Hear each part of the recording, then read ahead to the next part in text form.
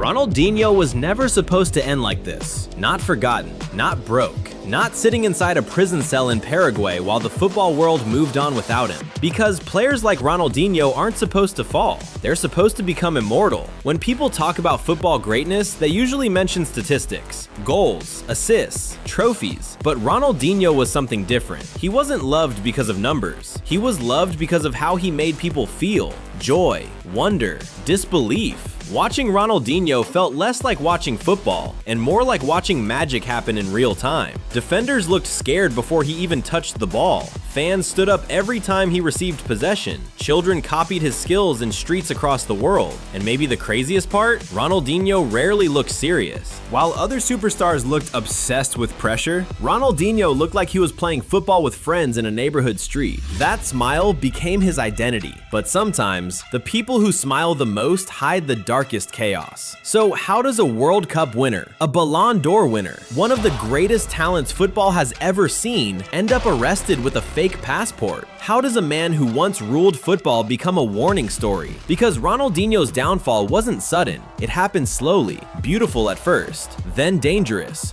then tragic. And the scariest part? The same thing that made Ronaldinho magical may also have destroyed him. To understand the collapse, we need to go back to Brazil. Before Barcelona, before the fame, before the money and scandals, back to a skinny kid who played football like art. Ronaldinho grew up in Porto Alegre. Football wasn't entertainment there, it was life. The streets shaped him, not tactics, not systems, not strict coaching. Street football taught Ronaldinho freedom. While other kids learned discipline, Ronaldinho learned creativity. Nutmegs, back heels, impossible dribbles. He played football with imagination, and very quickly, Brazil realized they had discovered something special. By the time he became a teenager, stories about Ronaldinho were already spreading across the country. People described him like mythology, a teenager humiliating adults in local matches, a boy scoring impossible goals for fun. There's even a famous story that Ronaldinho once scored 23 goals in a single youth match. 23! Whether every detail is true or not almost doesn't matter anymore, because by then, the myth of Ronaldinho had already begun.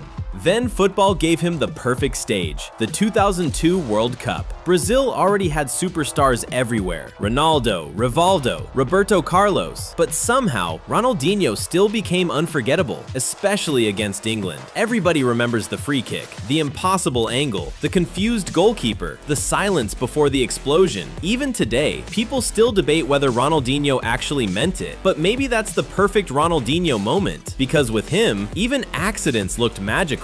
Brazil won the World Cup, and Ronaldinho became global overnight. But the real explosion happened in Barcelona. When Ronaldinho arrived in Spain, Barcelona were broken. Real Madrid dominated football. The fans had lost belief. The club had lost identity. Then Ronaldinho arrived smiling. And suddenly, football became joyful again.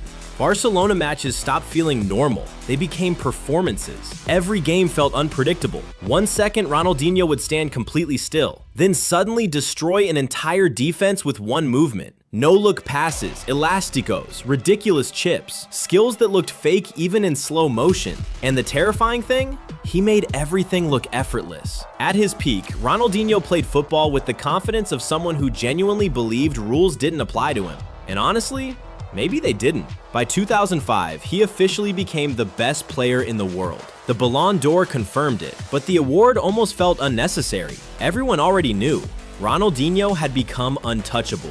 Then came the moment that proved how extraordinary he truly was. The Bernabeu, Real Madrid versus Barcelona. Ronaldinho destroyed Madrid's defense so badly that Real Madrid fans stood up and applauded him. Think about that. Barcelona's greatest rivals applauding a Barcelona player. That almost never happens. But Ronaldinho had become bigger than rivalry itself. For a few years, the entire football world belonged to him. And that's exactly when things started going wrong. Because Ronaldinho loved football, but he loved life even more. The parties became legendary, nightclubs until sunrise, private jets, celebrities everywhere. There were even stories that Ronaldinho sometimes arrived late to training after partying all night and still played better than everyone else. At first, nobody cared because he kept producing magic every weekend. When genius keeps delivering results, people ignore the warning signs. But football has one brutal truth: talent alone eventually stops being enough.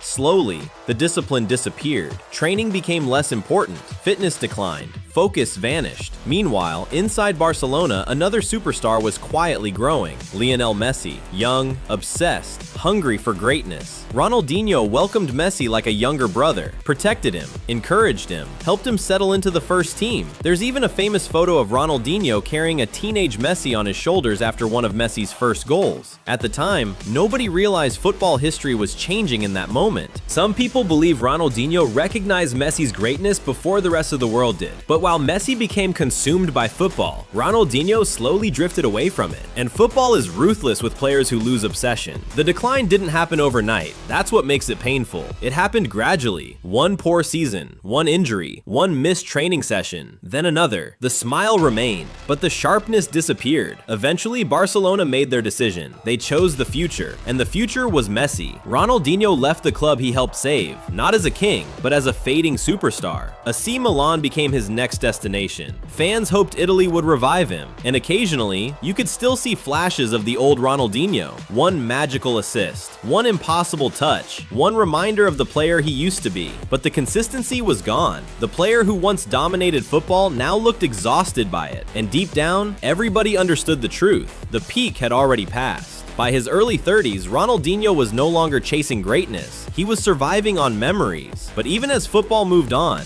his lifestyle didn't. Money continued flowing out endlessly. Huge entourages, luxury trips, parties across the world. And like many superstars, Ronaldinho trusted too many people. Bad business decisions followed. Then came the financial disasters. Unpaid taxes, frozen bank accounts, properties seized. At one point, reports claim Brazilian authorities found almost no money left in one of his accounts. After earning hundreds of millions, only a tiny amount reportedly remained accessible. It sounded impossible. How could one of football's richest icons lose everything? But the worst chapter was still waiting. Paraguay. Ronaldinho entered the country using a fake passport. Even now it feels unreal saying those words. One of the most famous athletes on earth, using fake documents? The headlines exploded instantly.